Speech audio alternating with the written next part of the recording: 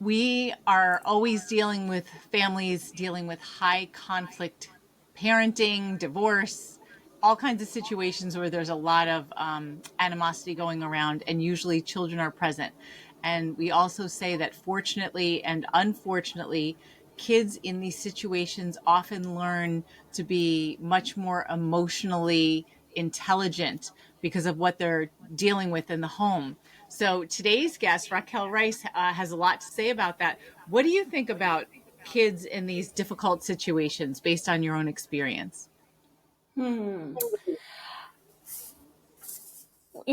Based on my own experience and what I observed in others, kids do learn to cope fast, and they do appear, and also they do take on adult traits, and they do grow up much. It's a multifaceted adaptation, because on the surface there's a lot of adult behavior that is happening, but there is actually a part that wasn't appropriately nurtured, so it can look like they're grown up really fast, but underneath there probably a lot of turmoil and a lot of unaddressed fears. And some, in my own personal experience, I would say it looked like I grew up really fast. I took pride in growing really fast. I see it in other clients who are very successful and high functioning. It caught up with me. There was a point where I had to look at the weakest link. I couldn't continue growing without addressing some of what actually was going on for me. Yeah. Interesting. Okay, so Yeah. Raquel, why don't you introduce yourself formally and say what it is exactly that you do? Sure. So I'm a relationship coach. I work with couples. I work with individuals. I work with them to turn their struggles into deeper connections, into peace, into harmony, into secure attachment, into the way I look at conflict is actually an opportunity. It's growth wanting to happen. Basically, it is. So I help them turn it into a stronger, better, closer relationship. And sometimes not every couple is meant to be together. I would say way more often we give up before, unnecessarily. There are tools to address it. I know that you deal with high conflict couples. This is not, I mean, sometimes I do. Sometimes I have worked with more extreme cases, but yeah, I work with them to turn their struggles into connection, into partnership, to learn how to create harmony and connection and use these conflicts into working better together. So that's what I do. Yes. Yeah.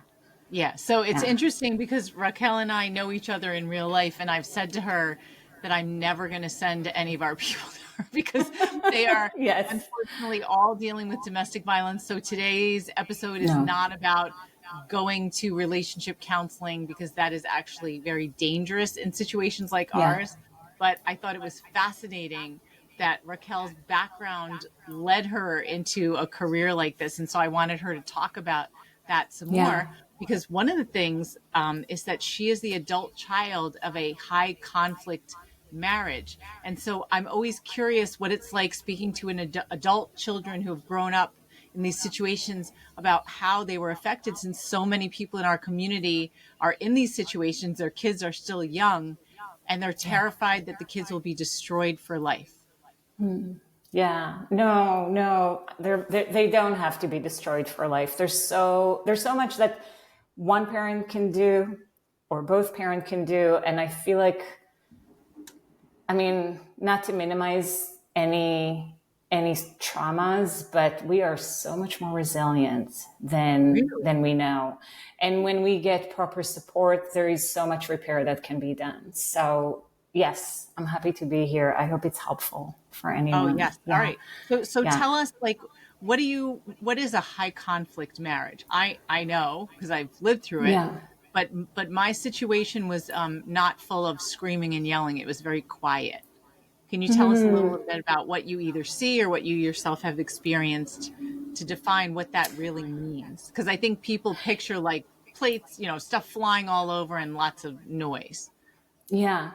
I love that you're mentioning that yours was very quiet because high conflict looks very different for different people. And volume is not an indicator for a conflict. A conflict can be very icy and confusing. Mm-hmm. I think what I would characterize as high conflict is this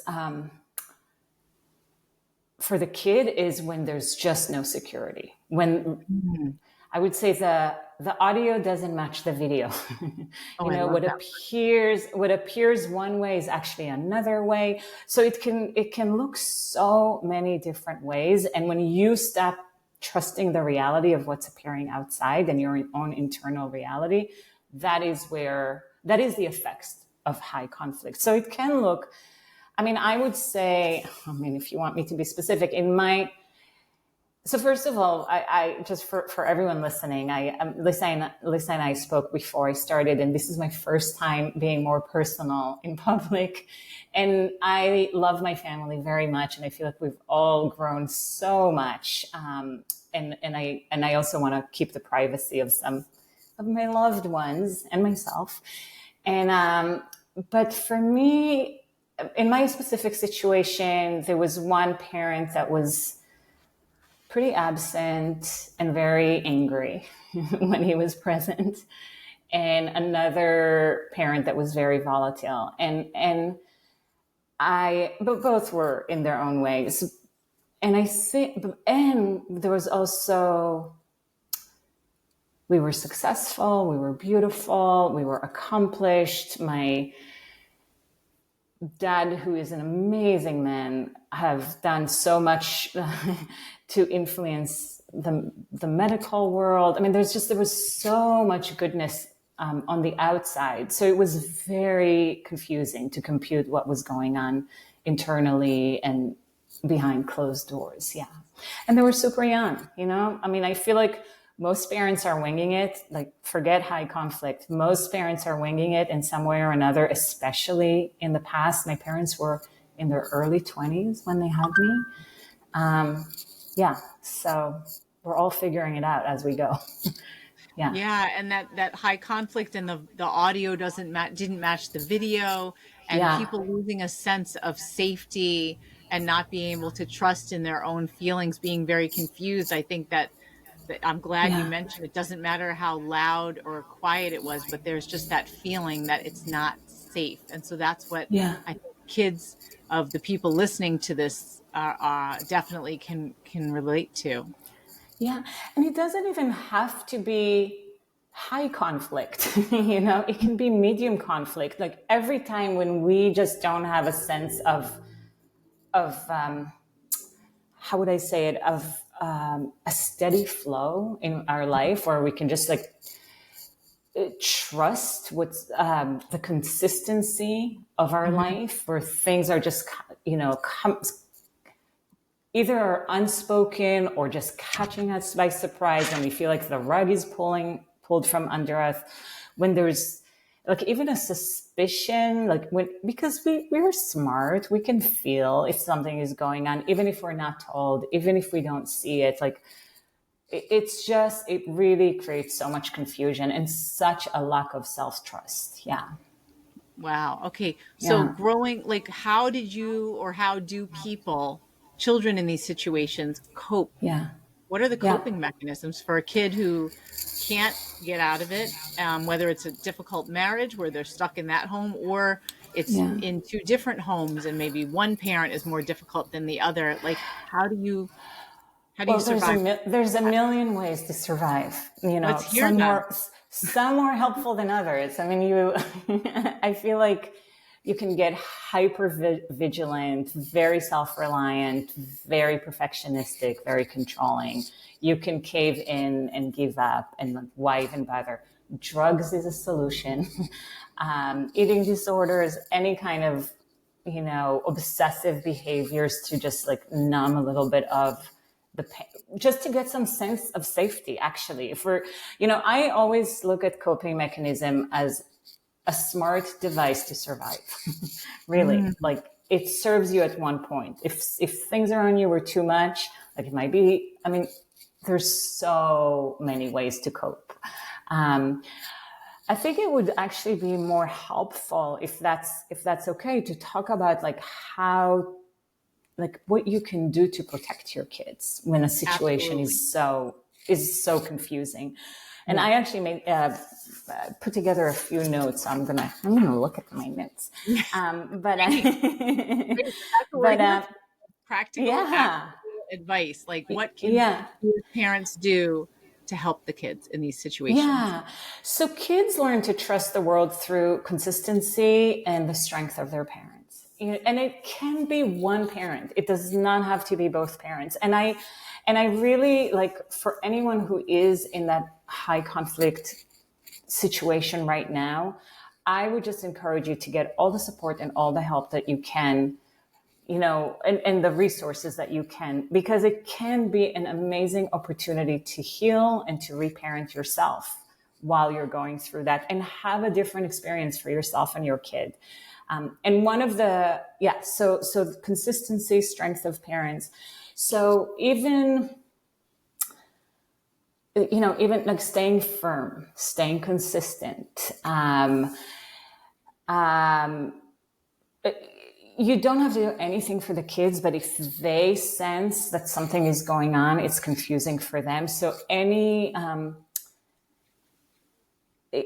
routine, saying, if you're too wishy-washy, it's just it creates as much insecurity of being too firm, too harsh. So being consistent, consistency is key to keep that safety, and whatever that you can do to create that flowing consistency in your life. It can be different for different people. We're all different. Just as, like you said, some people are more silent and some people, but routines. Like what kinds of routines? Like in my head, I'm thinking about my own situation. That one Yeah. thing that we did was we had a dog. And Yeah. so part of the, like, even in the midst of the chaos, every day Yeah. when it was really early in the morning, the kids and I would walk to school with the dog because our schools were all within walking distance. Even in high school, their bus Yeah. stop was within walking distance. So we'd get up and walk the dog. And that was like part of the routine. What about something like that? Because we didn't do family dinners together. I'm not a cook. Yeah. Our lives were all over the place. And I always felt guilty about that. But I felt like, well, I do have this one thing that we do every single day. Do you think that that was helpful? How how was that for you? It Because was obviously great. it caught your attention. Yeah. Yeah. And I see Yeah. the therapist and you like, what about you? What do you think? Yeah, I thought it was great. I mean, I thought Yeah. for so many reasons because it showed the kids that I was there for them. It was kind of non-traditional. It was early in the morning. A lot of times we'd be Yeah. battling because I'd be like, we have to leave right now. And they wouldn't be ready Yeah. to go. And I'd be like, I'm leaving without you and you better catch up with me.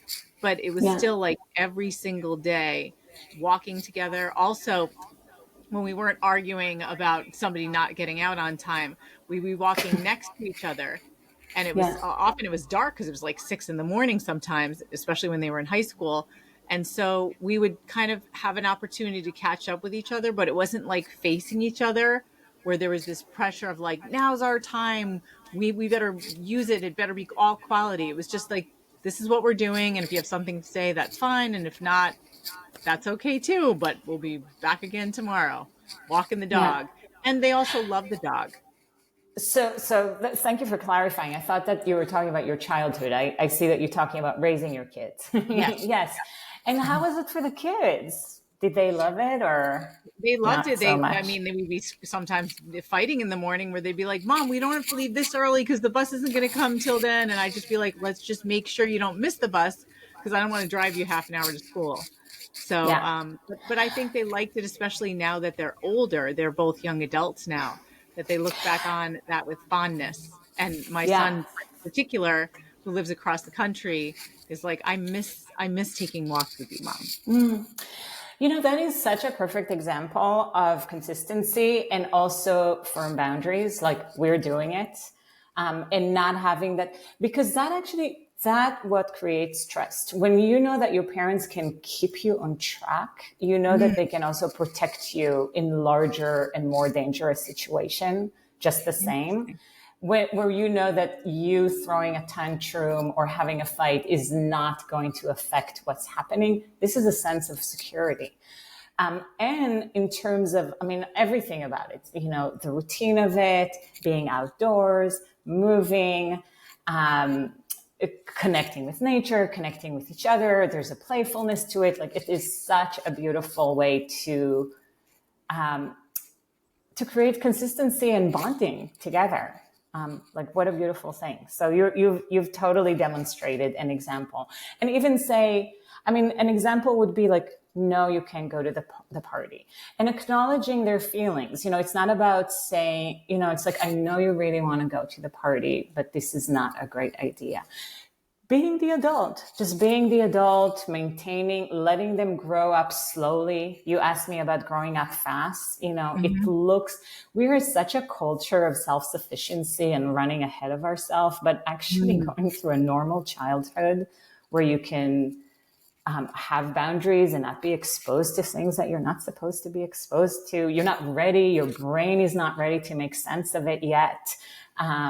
So this is the kind of consistency that you can create for your kid. Fun rituals, knowing that they have to make the bus on time. It's so. I feel like that it was really good for me to think about our conversation. I actually thought that security is in the details, in like of the very minute details of our life, and just knowing that when I am hurting, someone is there. When I am flying out of hand, someone is there to stop me. It's that emotional regulation that create that safety. And if your kids are fighting, that's not a problem. If they're winning every fight, that actually, like, it can be very confusing. Yeah. So, yeah. Yeah. I mean, I used to teach high school English and with 10th and 11th graders, 15 to 17-year-olds. And I felt Yeah. like kids push, and you really have to have those firm boundaries and rules. And I felt like the first week of school was always the hardest because that was when we were establishing the rules of the Yeah. classroom. It was something called Yeah. classroom management. And I remember, there were certain things I tried to make it like it was a little collaborative, like we can come up with classroom rules ourselves, but that when they crossed the line, that was it. Like, they're out of there. Yeah. And they understood why. They understood. And so kids are more comfortable when they know what the rules are.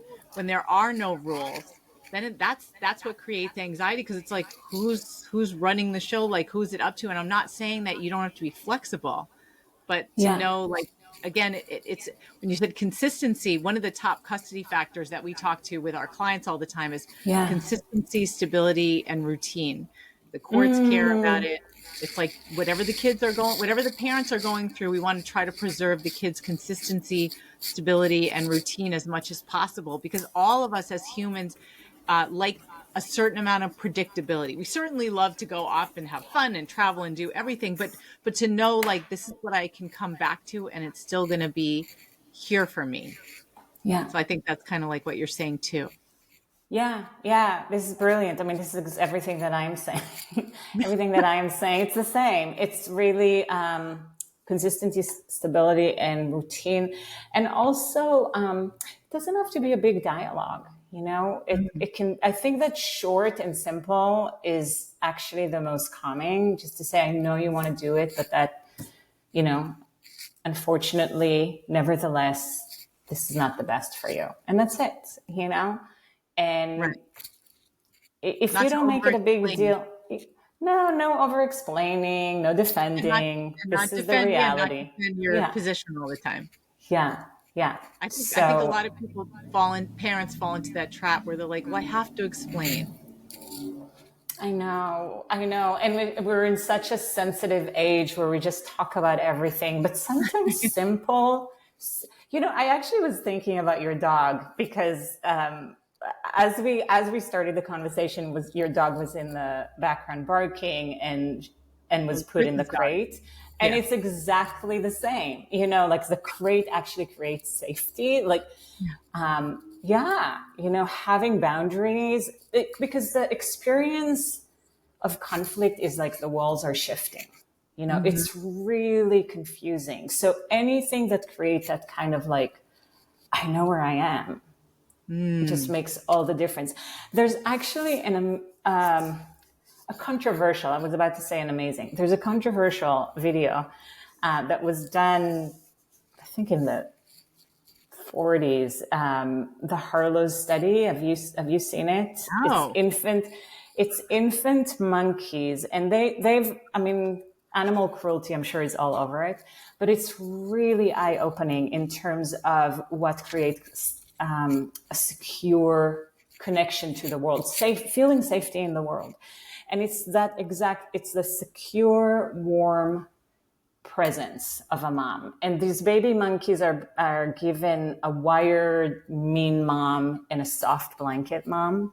I've heard about this. And yeah, and basically you just see that when you feel safe, when the monkey is threatened, it's just shutdowns in the corner. When the monkey feels safe, it starts getting curious about the world, it starts playing, it starts exploring. So anything that creates that sense of safety and security and it really is so different. It's so different for everyone, you know what, and it's yeah. So you figure out, you know, and it begins with the parents. I mean, I would just say it begins with you creating stability, consistency, and routine for yourself, you know, where Mhm. you feel like the world is not shifting, and then your Yeah. kid will follow. Yeah. Well, that's why I've heard the term, and I've been using it a lot recently, something called self-regulation, and how it's so important for us to manage ourselves and manage our triggers and our own emotions, and to recognize that, so that we can do something called co-regulation, which is to help our children process the world and process their feelings. How are we supposed to help Yeah. our kids if we ourselves are a mess? And I know Yeah. situations like what all of our people are dealing with are extraordinarily stressful. They last for years often. And so that's why it comes back to what you started with, getting the help that you personally need as a person, as a parent, so that you can help your children get through this more easily, and more easily, as healthy and unscathed as possible, we like to say. Yeah, and it's really amazing. I see it for myself and I see it for my clients. It happens to us as adults. The power that we get by having a loving, consistent, stable adult on our side Hmm. is astounding. I mean, I see it on my clients from like session one. Like they come back to me with capabilities that they did not even know they had before, and just like all sort of miraculous things are happening. The presence of a loving, stable adult makes a difference no matter how old you are. and That's great. and stable people, and the service that you are providing for everyone around you by developing these skills is incredible, to yourself, to your kids, to anyone that you interact with. I mean, you can just see, we're so sensitive. You cross someone in a really bad mood in your day, and that can ruin your day. you know Yeah. and then you are in the presence of someone who's just really present and open, and that can shift your day. We co-regulate all day long with everyone that Mhm. we meet. So just like knowing how to be that calm presence is, I mean, this is, and I really do want to acknowledge how hard it is in the situation that you're describing. It's like black belt, Jedi, kudos. You need a big team, you need a village, and you and everyone around you is worth that effort. Yeah. Yeah, definitely. Yeah. Okay. Yeah. So, any other tips for how parents can help deal with this, like besides the self regulation and showing up with consistency, stability, and routine? I mean, I think talking about what's happening, what you described about the silence, just talking about it, normalizing, you getting help in how much to reveal, and how. I mean, I don't know how old the kids are. All of that is to be, but just to say, I know it's been scary, and don't worry, like, I am dealing with this. I got it. Anything that just normalize the reality when you don't walk in a world where you just don't understand what's going on. So acknowledging what's happening, acknowledging feelings without going into the details, without villainizing anyone. But just, I mean, it's very delicate. It's very delicate when it's as volatile as some of your client situation. I would definitely get help around what to communicate and how to communicate. But communicating is part of creating security. Yeah. Yeah, and what you said about validating another person, but especially a child's feelings, and because Yeah. then you can't really be genuine if you act like everything's fine. No. When, like you said, the kids can pick up on the energy. They know Yeah. it's not fine, and for you to act like everything's fine, it it makes them feel like they can't trust you because they know that that's not true. But there is that Yeah. delicate balance between revealing too much, or I love how you just said part of it is separating, to say, Yeah. look, sorry, I know things are really hard, but I have it. So I don't need Yeah. to involve you in it. I know it's hard Yeah. and I'm taking care of it, and you go off and be a child and go to your birthday parties and your, sports games and stuff, but I'm taking care of it and I know it's difficult. Yeah. Yeah. I'm trying to think if there's anything else. So definitely acknowledging feeling. Um, yeah. Yeah. Anything and everything that you were saying about self-regulation, like movement creates, I mean, you're walking the dog is such a perfect, like, I call it, it's like a turbo infusion of regulation, because it's movement, it's outdoors, it's animals, it's interacting with each other. So creating these lovely and genuine experiences together that are consistent are very calming that way. Right. So again, it does Yeah. not have to be family dinners because we didn't do that. Everyone always talks about family. No, no. And Yeah. animals are amazing Yeah. So, unless they add stress. Then yeah. don't. Yeah. Yes. So, any last words of comfort for parents who are terrified that their kids are stuck in the middle, and they feel so guilty that they can't shield the kids from the conflict all the way, because you are an adult survivor, and you were a Yeah. child in one of these situations. Like, anything you can offer more to parents on how to feel.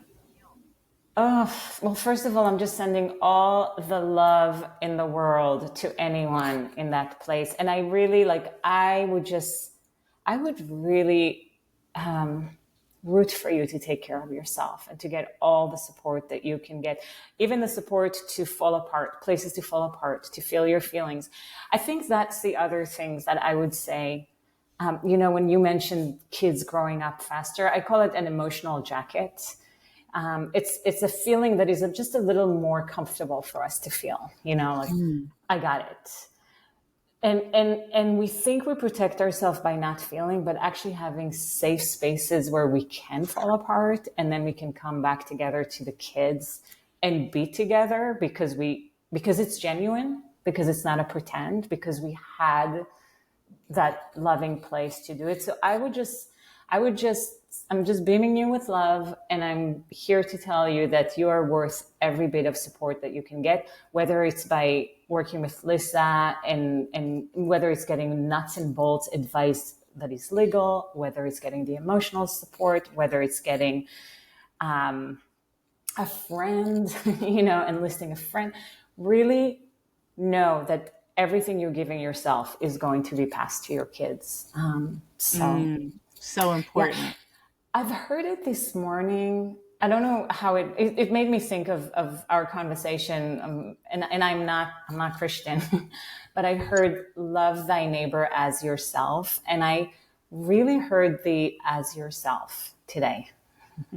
Yeah. And I was just like, if we don't love ourselves, it all starts with ourselves. We cannot give to anyone what we don't give to ourselves. Mm. And yeah, and so often we don't like ourselves, and that's how we love our neighbors. So, Yeah, great point. yeah, Great point. yeah, So, yeah. so thank you so much, Raquel. Can you tell people how to find you, just in case Yes. they're in a better relationship? Yeah, not if you're in a high conflict. I tell the same to my clients, by the way. I'm just like, if there's violence involved, if you're afraid for your safety, I refer them to Lisa. So, this is not the case We get to you out. come She to takes me. you in. We get you out when you're ready to go. If you're Yes, extrovert. yes. Um, but my website is raquelreiscoaching.com, and I am slowly building my presence on Instagram, so you can look for me there, and you will see links there to my website as well. So, yes, I would love to hear from you. Okay, great. All right. Well, thank you again, Raquel, and we will be catching up soon. Thank you. Okay. So great to be here. Okay. Bye. Bye.